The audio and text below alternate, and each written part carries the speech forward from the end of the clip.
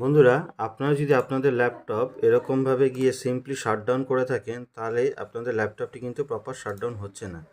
কারণ দেখুন, আমার যে এই ল্যাপটপটি আমি দেখতে পাচ্ছি টাস্ক ম্যানেজারে গিয়ে যখন এই পারফরমেন্স ট্যাবে ক্লিক করছি, তো এইখানে দেখাচ্ছে আমার ল্যাপটপটি 17 দিন 22 ঘন্টা 17 সেকেন্ড ধরে 17 মিনিট ধরে অন রয়েছে।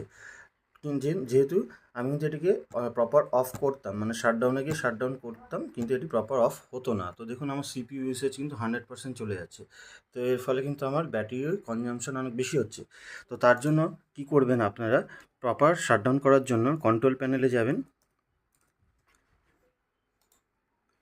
কন্ট্রোল প্যানেলে গিয়ে এখানে সার্চ করবেন পাওয়ার। তো পাওয়ারে গিয়ে এখানে দেখতে পাচ্ছেন change what the power button do, এখানে ক্লিক করে এখানে চেঞ্জ সেটিংয়ে ক্লিক করবেন। করে এইখানে যে অপশানটিকে এটিকে টিক করে সেভ চেঞ্জে ক্লিক করে দেবেন। করে রিস্টার্ট করে দিলেই সমস্যার